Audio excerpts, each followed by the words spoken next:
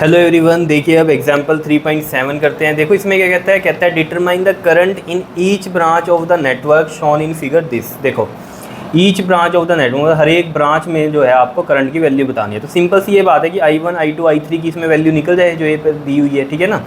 I1 I2 I3 ये सब आपको दिखाई दे रहे होंगे यहाँ पर, ठीक है। तो इनकी वैल्यू हम निकाल दें तो हम हर एक ब्रांच के अकॉर्डिंग फिर वो वैल्यूज़ को यहाँ पुट करेंगे। जैसे मान लो I1 I2 की निकाल दी वैल्यू, तो I1 माइनस I2 करके इस ब्रांच में निकाल देंगे, ठीक है। तो इस तरीके के क्वेश्चन हम करते कैसे हैं, हमें पता है हम क्या करते हैं यहाँ पर। बताओ क्या करते हैं हम यहाँ पर, किरचॉफ्स वोल्टेज लॉ लगाते हैं, KVL लगाते हैं या नहीं, बताओ, ठीक है। तो देखो अब हमें ये चीज़ पता चल गई कि किरचॉफ्स वोल्टेज लॉ लगना है यहाँ पर। तो ऑब्वियस सी बात है यहाँ हमें लूप कंसीडर करनी पड़ती है, क्लोज्ड लूप, ठीक है। जैसे मान लो हम यहाँ पर ये वाली लूप कंसीडर करते हैं इसमें, ठीक है। तो मैंने मान लिया ये लूप मैंने इस तरीके से चलाई, ठीक। और करंट की डायरेक्शन इसमें ऐसे जा रही है तो ये ऐसे जा रही है, तो ये प्लस होगा, ये वाला माइनस होगा। करंट की डायरेक्शन इसमें ऐसे है तो ये प्लस होगा, ये माइनस होगा। करंट की डायरेक्शन ऐसे है तो ये प्लस होगा, ये माइनस होगा। पता है ना, करंट पॉजिटिव टू नेगेटिव जाता है, इसलिए मैंने ये सब डायरेक्शन यहाँ पर मान लिया। और ये सेल है, ऑब्वियसली बात है ये माइनस है इसका और ये क्या है, पॉजिटिव है, ठीक है। तो ये क्लोज लूप कौन सी लगाई है मैंने, देखो इन अ क्लोज्ड लूप कौन सी है ये, ABCA, ठीक है। Apply KVL, clear, Kirchhoff's voltage law, ठीक है। किरचॉफ्स वोल्टेज लॉ लगाया है हमने यहाँ पर। तो हमें पता है देखो लूप में हम ऐसे चले तो यहाँ पर जो वोल्टेज ड्रॉप होगा वो IR होगा, ठीक है। तो ये देखो यहाँ पर हम ऐसे चले, पहला साइन क्या आ रहा है, प्लस का आ रहा है। तो यानी कि यहाँ पर क्या आएगा हमारे पास 4I2 प्लस का आएगा, ठीक है। प्लस का साइन है करो और I इंटू में R होता है वोल्टेज, ये आ गई, ठीक है। फिर हम ऐसे करके ऐसे चले क्योंकि लूप हमने ऐसे चलाइए, ऐसे गए तो पहला साइन प्लस का कर हुआ तो प्लस का 2 और करंट कितना आ रहा है यहाँ पर, ये I2 प्लस में I3 है इस ब्रांच में, ठीक। उसके बाद देखो हम ऐसे करके चले तो पहला साइन प्लस का ही अकर हुआ और ये 1 इंटू में क्या है हमारा I1, ठीक है। तो 1 इंटू में ये हो गया हमारा I1। और फिर जब हम आगे गए यहाँ पर ऐसे चले तो ये माइनस का 10 आया हमारे पास, तो ये माइनस का 10 आ गया एंड इक्वल टू 0। तो यहाँ से देखो ज़रा 4I2 प्लस में 2I2 प्लस में 2I3, ये तो पता ना लूप कैसे चलती है। पहले जो डायरेक्शन में करंट आपको गिवन है वहाँ पर आप प्लस माइनस लगा लो उसके अकॉर्डिंग, फिर आप लूप चलाओगे, ठीक है। आप लूप ने आपने ऐसे चलाई तो पहला साइन प्लस अकर हो रहा है, इधर प्लस अकर हो रहा है, इधर प्लस अकर हो रहा है और ये माइनस अकर हुआ, इस वजह से ऐसे हमने ये लिख दी इक्वेशन, ठीक है। पता होगी ये सब बातें आपको, थ्योरी में सब समझाया हुआ है। और ये आ गया प्लस का I1 और ये माइनस का 10 है तो इधर जाके ये प्लस का 10 हो जाएगा।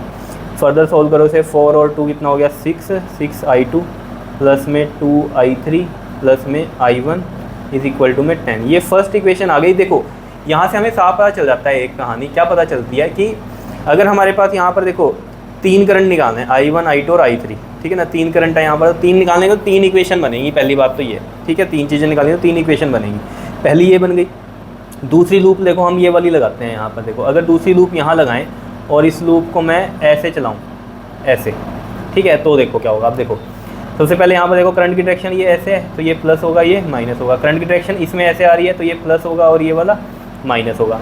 और यहाँ पर करंट की डायरेक्शन ऐसे है तो ये प्लस है, ये माइनस है। क्लियर है, इतनी बात बता दो, कोई दिक्कत हो इसमें तो, ठीक है। अब देखो ज़रा इसमें हम चलाते हैं इन अ क्लोज्ड लूप कौन सी है ये, क्या नाम दें इसको बताओ। ये दे देते हैं हम यहाँ पर इसको नाम ADCA। अब देखो ज़रा ADCA में जब हम ऐसे चले, देखो ना ऐसे चलाइए हमने लूप तो ADCA नाम भी ऐसे दिया है। अगर मैं ऐसे चलाता लूप, ऐसे उल्टी चलाता तो ACDA ये नाम देता। अब देखो यहाँ पर ऐसे चल रही है और A से स्टार्ट हो रही है तो देखो यहाँ पर ये पहले ये आ रहा है तो यहाँ वोल्टेज कितनी होगी I इंटू R। I ये है I1 माइनस I2 और R है 4 ओम। तो पहला साइन प्लस का कर हो रहा है तो यहाँ पर आएगा हमारे पास देखो प्लस का 4I1 माइनस में I2।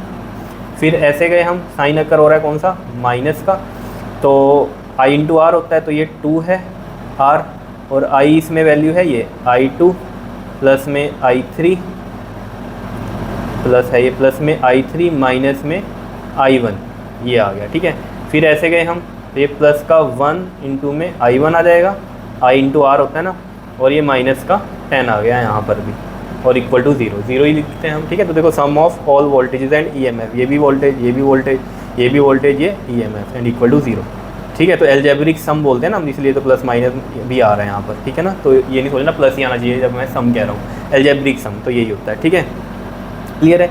अब यहाँ पर देखो इसे ओपन करते हैं, ये 4i1 माइनस में 4i2 माइनस का, अब देखो ये माइनस है तो साइन चेंज हो जाएंगे अंदर, माइनस का 2i2 माइनस का 2i3 और ये प्लस का 2i1 हो जाएगा। देखो 2 से तो मल्टीप्लाई कर रहे हैं लेकिन माइनस की वजह से ये साइन माइनस हो गया और ये माइनस की वजह से ये वाला माइनस प्लस हो गया। साइन चेंज हो जाता है ना, बाहर माइनस हो तो वो वाली कहानी है।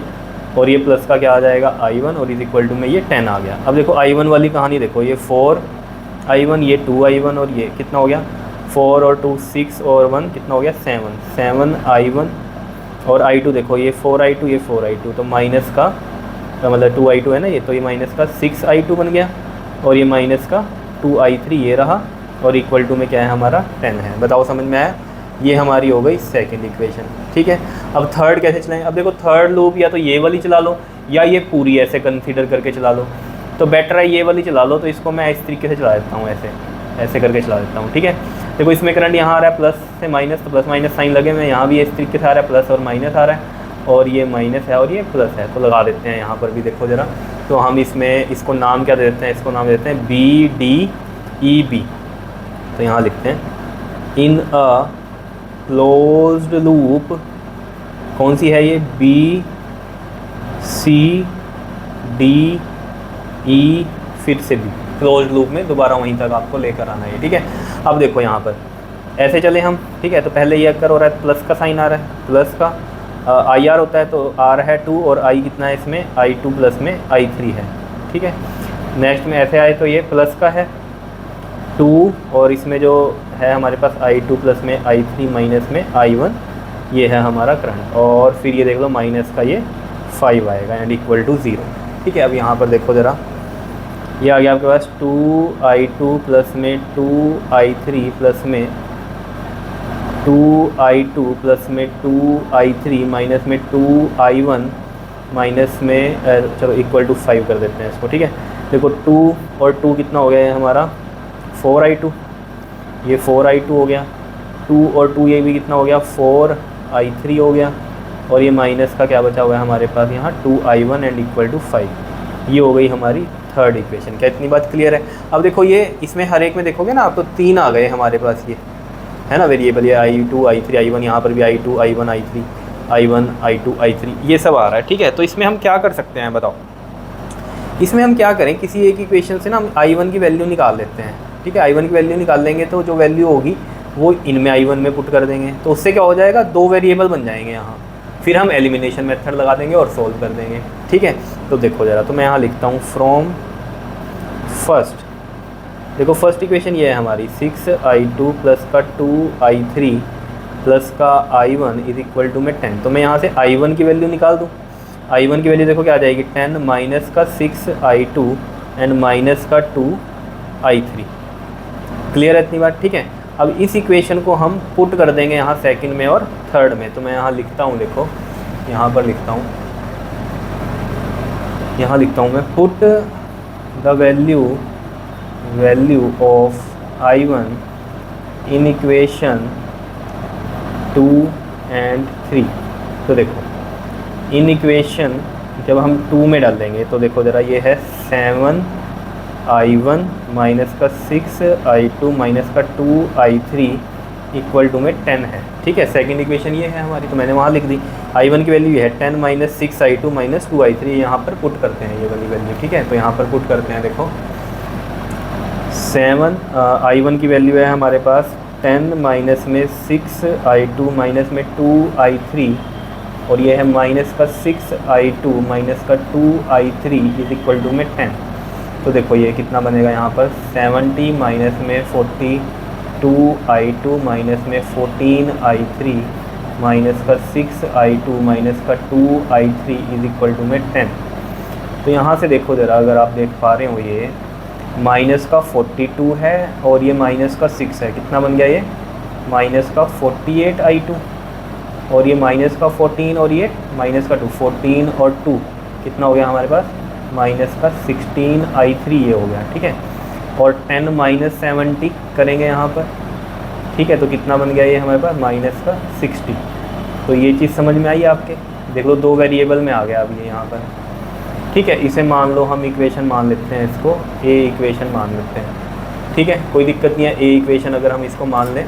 ठीक है। देखो अब हम क्या करेंगे, थर्ड में पुट करते हैं। इन इक्वेशन थर्ड में I1 की वैल्यू, देखो थर्ड इक्वेशन ये है हमारे पास, ठीक है, ये इक्वेशन है, ये यहाँ लिखते हैं पहले तो हम यहाँ 4I2 प्लस में 4I3 माइनस में 2I1 इज इक्वल टू में 5 है।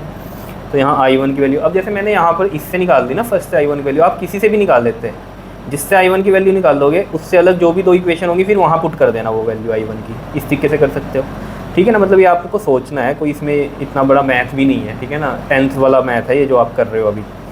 क्लियर है इतनी बात, ये लिख दिया मैंने। अब I1 की वैल्यू ये है 10 - 6I2 माइनस 2I3, ये हम यहाँ पर लिखते हैं, देखो 4I2 प्लस में 4I3 माइनस में 2I1 की वैल्यू कितनी है 10 माइनस में 6I2 माइनस में 2I3 इज इक्वल टू में 5 है, ठीक है।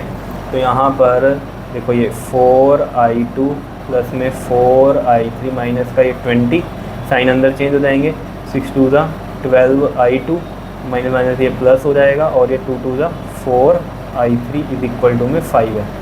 देखो 4I2 और 12I2 कितना हो गया हमारे पास 16I2, और 4I3 और 4I3 कितना हो गया हमारे पास 8I3 हो गया, और ये 5 है और ये 20 रह जाके प्लस का 20 हो गया। तो देखो 16I2 प्लस में 8I3 इज इक्वल टू में ये आ गया 25, ये हो गई हमारी बी इक्वेशन। अब देखो हमें यहाँ पता है, यहाँ पर अगर आप देखो या तो इसको 3 से मल्टीप्लाई कर दो इक्वेशन को, ताकि 16 3 कितना होता है आपके पास 48, ठीक है, तो 3 से कर दो, या 2 से कर दो इसको, ताकि ये 16I3 बन जाए और ये एलिमिनेट हो जाए ये नंबर इसके साथ। एलिमिनेशन मेथड तो ऐसे ही होता है, ठीक है ना। तो यहाँ पर इनटू में अगर इसे 2 कर दो तो देखो बाय एलिमिनेशन मेथड, तो जो इक्वेशन है हमारे पास ये है पहली, माइनस का 48I2 माइनस का 16I3 माइनस का 60, और ये 2 से करोगे 16 2 32, ठीक है, 16 2 32I2, और ये कितना हो जाएगा प्लस का 16I3 इज इक्वल टू में 50। अब देखो ये ऑलरेडी ऐसे कट रहा है, तो ये क्या होगा बाय एडिंग, तो इसको हम एडिंग करेंगे। एडिंग में साइन नहीं चेंज होते क्योंकि हमारा मोटिव तो इसको एलिमिनेट करना होता है, तो ये एडिशन से ही एलिमिनेट हो रहा था। एलिमिनेट बाय सब्ट्रैक्शन क्या होता है, साइन चेंज करने पड़ते हैं। अगर यहाँ माइनस होता ना तो मैं लिखता बाय सब्ट्रैक्शन, ताकि साइन चेंज करता उसके, इधर अगर इधर माइनस था तो यहाँ प्लस करता और फिर वो करते हैं। मेन मुद्दा क्या है यहाँ हमारा, एलिमिनेट करना होता है, ठीक है। तो एलिमिनेट ऐसे ही हो रहा है, यहाँ उल्टे साइन है ऑलरेडी हो रहा है, तो हमें साइन चेंज करने की जरूरत नहीं है, ये होता है एडिशन। तो ये कट गया, तो यहाँ पर देखो ये प्लस का साइन है, plus minus minus sign which is greater, तो माइनस का आएगा। 48 में से 32 माइनस करोगे आप तो कितना आएगा आपके पास, ये 16I2 आ जाएगा, और माइनस का 60 और ये प्लस का 50 है, जहाँ कोई साइन नहीं होता है यानी कि प्लस का है वो, तो ये माइनस का कितना आ जाएगा 10 आ जाएगा। माइनस से ही माइनस कट गया, I2 कितना आएगा हमारे पास 10/16, दैट इज़ 2 5 10 2 8 16, ये आ रहा है आपके पास 5/8 एम्पियर। क्या इतनी बात क्लियर है या नहीं है बता दो। 5/8 एम्पियर आ रहा है, ठीक है। अब हमें पता है पुट दिस वैल्यू, अब देखो एक तो आंसर ये आ गया हमारा, ठीक है, I2 आ गया यहाँ पर ये, ठीक है। अब हम करते हैं put value of I2 in equation को, किस में डाल दोगे बताओ, ए में डाल देते हैं, ठीक है, इन इक्वेशन ए। तो हमारा देखो माइनस का 48 I2 है ना, I2 की वैल्यू कितनी आ गई हमारी 5/8 माइनस का 16I3 and is equal to minus का 60, इस इक्वेशन में डाल दिया I2 की वैल्यू ये, ठीक है। देखो ये 8 6 48, तो ये कितना आ गया माइनस का 30 माइनस का 16I3 इज इक्वल टू में माइनस का 60, और ये कितना हो जाएगा आपके पास, देखो यहाँ से माइनस का 16I3 माइनस का 60 और ये प्लस का 30, तो कितना आ जाएगा यहाँ से माइनस का 30, ये माइनस का 16I3 माइनस से माइनस कैंसिल, I3 कितना आ जाएगा आपके पास 30/16, दैट इज़ 15/8, 2 8 16 एंड 2 1 2 5 10, 15/8 एम्पियर। और अगर आप बुक में देखोगे ना तो इसको इस तरीके से लिखा हुआ है 8 1 8 और ये 7 बचा तो 1 7/8, ठीक है ना। तो ये मिक्स्ड फ्रैक्शन में ऐसे लिख दिया इसको, और 1 7/8 एम्पियर, ठीक है जी। तो ये आपका I3 आ गया। क्लियर है इतनी बात बताओ, आया समझ में। अब I1 की वैल्यू चाहिए तो हम क्या करें, ये I1 और सॉरी ये I2 और I3 है ना, तो I1 की वैल्यू चाहिए तो हम क्या करें, इसमें पुट कर दें यहाँ पर, तो यहाँ पर आ जाएगी हमारी वैल्यू। तो इसको भी मैं कुछ नाम दे दूँ, अगर ये इक्वेशन हम मान लेते हैं 4th इक्वेशन मान लेते हैं, चलो ये वाली, ठीक है। तो यहाँ पर देखो मैं लिखता हूँ, put value of I2 and I3 in equation 4, then we get I1 is equal to 10 minus में देखो 6, I2 की वैल्यू कितनी है 5/8 माइनस का 2, I3 देखो कितना है 15/8 है, तो ये 15/8 हो गया। देखो 2 4 दा 8, 2 4 दा 8, 2 3 दा 6, तो ये आ गया 10 माइनस 5 3 दा 15/4 और माइनस में ये भी 15/4, एलसीएम ले लो, 4 एलसीएम आ गया, ठीक है। तो यहाँ पर ये आ गया 40, ये 15 और ये भी 15, तो ये आ गया 40 माइनस में 30/4 दैट इज़ 10/4 दैट इज़ 5 या 2 5 ज़ा 10 एंड 2 2 ज़ा 4 दैट इज़ 2 2 ज़ा 4 एंड 2 5 ज़ा 10, 2.5 आ जाएगा 5/2 एम्पियर से, ठीक है। क्लियर है इतनी बात, बताओ ये चीज़ समझ में आ गई, ठीक है। अब देखो हमें ब्रांच करंट निकालने हैं, तो हमें I1 I2 I3 तो पता चली गए हैं, ठीक है ना। ये हमारा क्या आ रहा है, I1 आया है, ठीक है। तो I1 ये आ गया, I3 ये आ गया, 15/8 को चाहे 1 और 7/8 और या फिर ये 5/8 जो हमारा I2 आया है, ठीक है। अब यहाँ पर देखो ज़रा, ये ब्रांच है हमारी, ठीक है। इन ब्रांच में देख लो, AB ब्रांच में जो है हमारा करंट क्या है, I2 है, तो I2 की वैल्यू कितनी है 5/8 एम्पियर है। और ये कौन सा ब्रांच है, BE में कितना है, I3 है, I3 कहाँ है हमारा, ये है 1 7/8 कहो या 15/8 एम्पियर कहो। फिर ये ब्रांच है हमारी DE ब्रांच में भी क्या है हमारा, देखो I3 है, तो यही आएगा 1 7/8 एम्पियर या 15/8 बोल दो इसको, ठीक है। और कौन सा है यहाँ पर, ये वाली ब्रांच देखो, ये वाली AC ब्रांच है ये वाली हमारी, ठीक है। इसमें क्या है, I1 है, तो AC में I1 की वैल्यू है 2.5 एम्पियर, क्लियर। चलो ये सिंपल वाले हो गए, I2 हो गया, I3 हो गया, ये वाला I3 हो गया और ये वाला I1 हो गया, ठीक है। अब बात करते हैं इसकी, ये वाली ब्रांच है जो BC, देखो BC में क्या है हमारा, I2 प्लस में I3 है, तो I2 देखो कितना है हमारा, I2 है हमारे पास 5/8 और I3 कितना है हमारा 15/8, तो कितना आ गया ये 20/8 और 10 हो गया ये, और ये 4 हो गया, 2 2 ज़ा 5/2 आ रहा है ये, ठीक है। तो ये भी कितना आ गया 2.5 एम्पियर आ रहा है BC ब्रांच में भी आपका, क्लियर है। और अगर आप इसको देखोगे बुक में, तो उन्होंने क्या किया हुआ है ना, जैसे 5/2 है ना, तो इसको ऐसे किया हुआ है 2 2 ज़ा 4 और ये 1, तो 2 1/2 ऐसे लिखा हुआ है, तो कोई दिक्कत मत समझना BC ब्रांच में, ठीक है। तो ऐसे भी आप लिख सकते हो, कोई दिक्कत नहीं है, क्लियर। बताओ समझ में आ रही है बात, ठीक है। तो BC में भी हमने कर दिया। अब ये देख लो CD में कर लेते हैं। देखो CD में क्या है हमारा, I2 प्लस में I3 माइनस में I1। देखो I2 प्लस I3 अभी हमने निकाला, कितना आया 5/2, तो मैं इसको 5/2 लिख दूँ, और माइनस का I1 कितना है हमारा 5/2 ही है, अगर आप देखोगे यहाँ से ये 2.5 एम्पियर का, ठीक है। तो यानी कि यहाँ पर ये कितना हो जाएगा, 0 आ जाएगा, समझ रहे हो। तो CD में हमारे पास 0 है, क्लियर है इतनी बात, याद रहेगा ये। चलो ये हो गया, CD हो गया, इधर से ये I1 हो गया था, ये वाला I2 हो गया था। अब ये वाली ब्रांच बची है AD में देखो आपके पास है I1 माइनस में I2, तो I1 है कितना 5/2 और I2 कितना है हमारे पास 5/8 है, तो LCM देखो 8 आ गया, 4 5 ज़ा ये 20 और ये 5 कितना आ रहा है, ये 15/8 एम्पियर AD वाली ब्रांच में आ रहा है, ठीक है। तो 15/8 को भी आप यही लिख सकते हो 1 7/8 एम्पियर, ये डिवाइड किया था हमने यहाँ पर 15/8 को, क्लियर है इतनी बात, ठीक है। तो ये चीज़ समझ में आ गई होगी आपके, ठीक है। कितनी हो गई है 1 2 3 4 5 6 और ये 7 ब्रांचेज हो गई, क्लियर है।